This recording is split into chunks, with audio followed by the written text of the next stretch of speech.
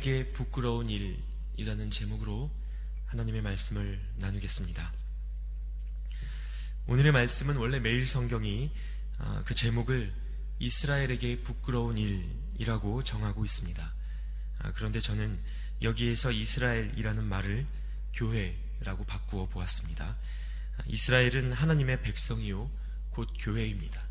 그러므로 이스라엘에게 부끄러운 일이라는 제목을 교회에게 부끄러운 일이라는 제목으로 바꾸어도 전혀 문제가 없다는 생각이 들었습니다. 먼저 그 말씀의 배경을 한번 살펴보도록 하겠습니다. 야곱이 20년이라는 시간을 타향에서 보내고 이제는 돌아오는 길 형 에서를 만나 극적인 화해와 평화를 이루었습니다. 야곱의 마음 안에는 이제 이전에 없었던 참 자유가 있었을 것입니다. 가는 걸음이 더욱 가벼웠을 것입니다. 그렇게 길을 떠난 야곱은 1절 말씀처럼 밧단 아람에서부터 평안히 가나안 땅 세겜 성읍에 이르러 장막을 쳤습니다. 그냥 기대어 산 것이 아니라 그곳 지도자 하몰의 아들들에게서 100크시타를 주고 정당하게 땅을 구입했습니다. 놀라운 것은 야곱이 정착하자마자 한 것이 예배였다는 것입니다. 20절에 야곱은 거기에 제단을 쌓고 이름을 엘 엘로헤 이스라엘이라고 불렀습니다. 이 엘 엘로헤 이스라엘이라는 말의 뜻은 이스라엘의 하나님이라는 뜻입니다. 즉 자신의 이름을 야곱에서 이스라엘로 바꾸어 주신 하나님을 기억하며 그분은 나의 하나님이십니다 라고 고백하고 있는 것입니다. 그는 그렇게 자신이 정착한 첫 번째 가나안 땅, 그 땅을 하나님의 땅, 거룩한 곳으로, 다시 말해 또 하나의 교회로 구별하여 예배드렸습니다. 그러나 오늘 말씀 속에서 이어지는 내용은 지금까지의 분위기와 사뭇 다릅니다. 생각하고 싶지 않은 일이 그 땅에서 벌어졌습니다. 무엇입니까? 야곱의 딸 디나가 그 땅의 추장 세겜에게 강간당한 사건이 일어난 것입니다. 여러분, 앞서 말씀드린 것처럼 야곱이 자기가 선 그 땅을 구별하여 하나님께 예배드렸습니다. 이제 그들이 정착한 그곳은 거룩한 땅이요 하나의 교회가 되었습니다. 그런데 그 안에서 축복만 가득해도 모자란 그곳에서 부끄러운 일이 일어났습니다. 강간 사건이었습니다. 이 얼마나 가슴 아픈 일입니까? 이보다 한 사람의 인격과 삶을 모욕하는 일이 없습니다. 약자를 힘으로 제압하며 상대에 대한 존중이나 하나님에 대한 두려움도 없이 자기 뜻대로 이끌어 가려는 이 악독한 행위, 이것이 강간입니다. 참 안타깝게도 하나님의 공동체가 세워진 이후에도 그 공동체 안에서 벌어지는 일들은 때로 이렇게 우리가 생각하는 것 이상으로 감당하기 어려울 때가 있습니다. 늘 좋은 일만 있고 잘 되어가면 좋겠는데 그렇지 않을 때가 분명히 있다는 것입니다.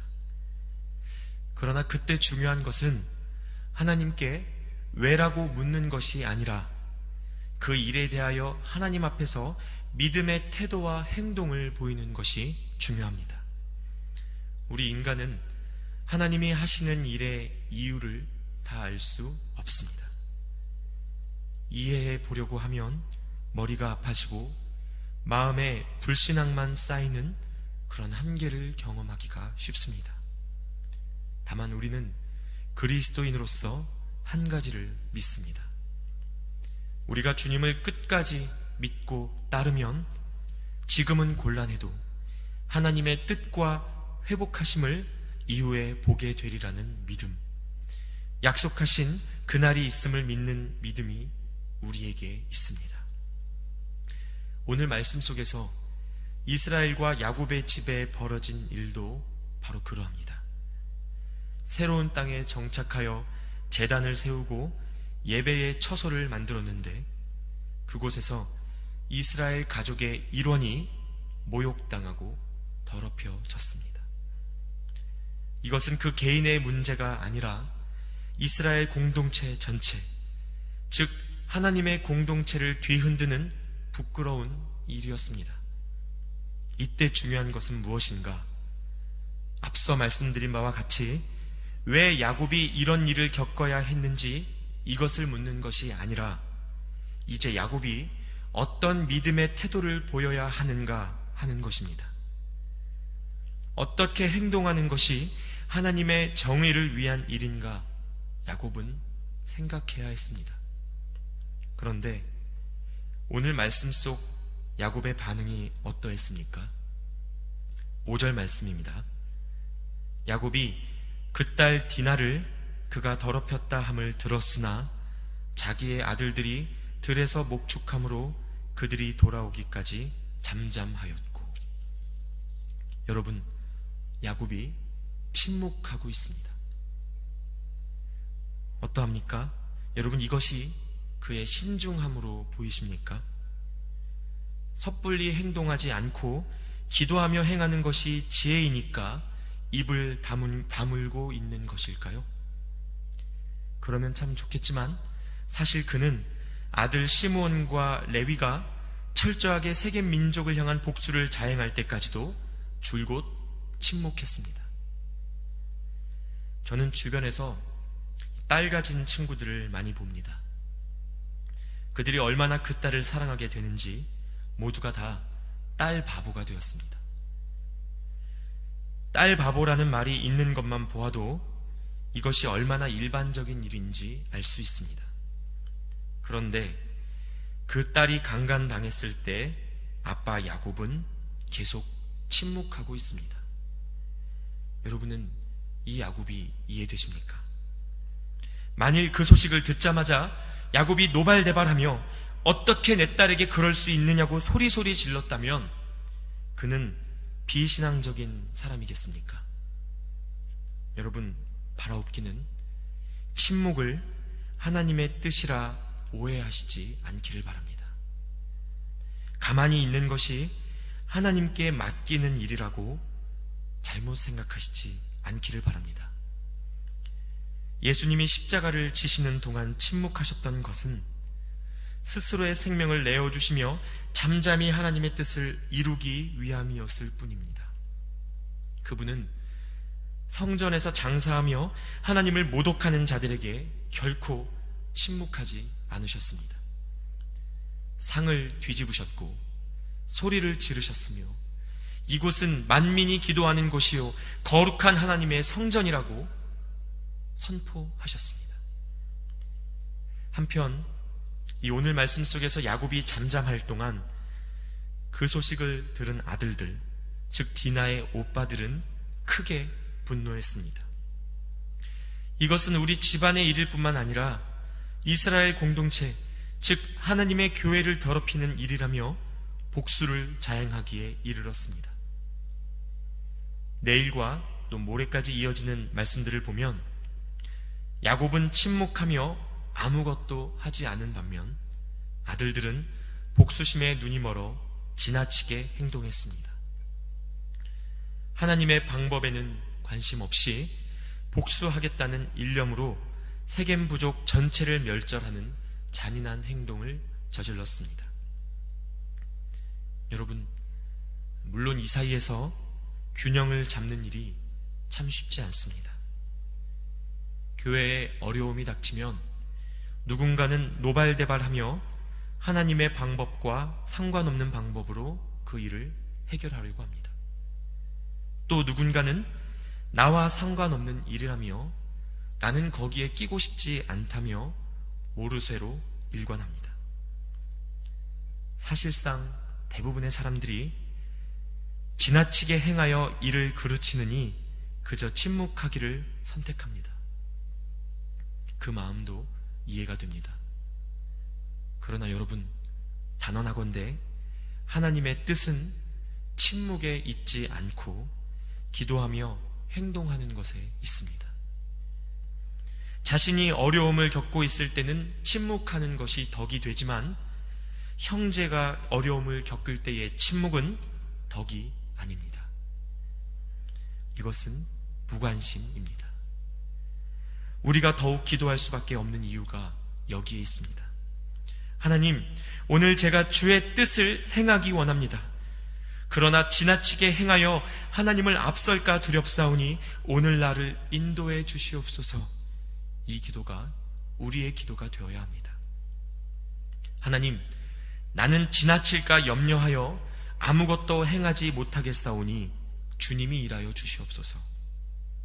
여러분, 이 기도는 그럴듯해 보이지만 1달란트를 묻어두고 책임을 다하지 않아 있는 것마저 빼앗겼던 종의 기도입니다. 하나님이 이 종에게 무엇이라고 말씀하셨습니까? 악하고 게으른 종아 라고 말씀하셨습니다. 기억하십시오. 형제의 아픔에 대해, 공동체의 위기에 대해 침묵하는 것은 신앙이 아니라 게으름이요 악한 것입니다. 오늘 이후의 말씀을 보면 야곱이 어떤 마음으로 침묵했었는지 그 실체가 드러납니다. 이후 야곱이 그렇게 잠잠하게 침묵으로 일관하던 야곱이 세겜 성읍을 잔인하게 학살하고 노략함으로 복수를 이루었던 이 시므온과 레위를 엄청나게 꾸짖는 장면이 나옵니다. 지금까지 딸이 강간당했다는 사실을 알고도 줄곧 침묵으로 일관하던 야곱이 여기에서 화를 내고 있는 이유가 무엇일까요?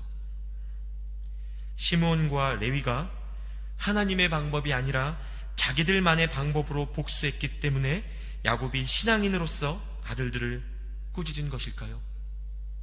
그게 아니었습니다. 물론 시므온과 레위가 하나님의 마음으로 정당하게 행하지는 않았습니다. 그저 복수심에 눈이 멀어 세겜 부족 전체를 멸절하는 잘못을 저질렀습니다. 그러나 그들을 꾸짖는 야곱은 하나님의 뜻에 관심을 갖고 있었던 것이 아니라 마음의 중심에서 온통 자신에게 닥칠 화를 염려하고 있었습니다. 창세기 34장 30절에 야곱은 이 아들들을 꾸짖으며 이렇게 말합니다. 이제 너희가 세겜 족속을 건드렸으니 가나안 족속들이 힘을 합쳐 나를 죽일지도 모른다. 그러면 우리 집은 망한다. 여러분, 야곱이 화가 났던 이유는 그 두 아들이 하나님의 방법대로 하지 않은 것 때문이 아니었습니다. 자기에게 피해가 갈 것이 두려웠기 때문이었습니다. 결국 그가 침묵했던 이유도 그 두려움 때문인 것이 드러난 것입니다. 사실 오늘 말씀에서 가장 큰 피해를 입은 자가 누구입니까? 그의 딸 디나입니다. 문제의 핵심은 딸 디나가 상처받았고 아팠다는 사실, 그리고 그로 인해 하나님의 공동체가 모욕당했다는 사실이었습니다. 그러나 야곱의 관심은 그것에 있지 않았습니다. 약탈하여 빼앗은 물건에 대해서는 이득이 되니까 입을 닫았고 디나의 아픔에는 큰 관심이 없었습니다. 그러다가 아들이 행한 이 보복의 정도가 심해서 이제 자기한테까지 위협이 올 것 같자 그제서야 화를 내며 너희 때문에 우리 집이 망하지 않겠느냐고 분노합니다. 여러분, 이스라엘의 지도자이자 디나의 아버지로서 야곱이 해야 할 일이 무엇이겠습니까?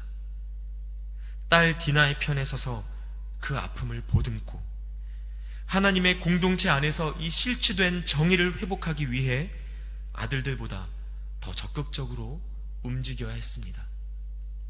그러나 그는 딸의 아픔은 모르는 척 자기에게 이득이 될까 해가 될까를 따진 후 침묵으로 일관했습니다.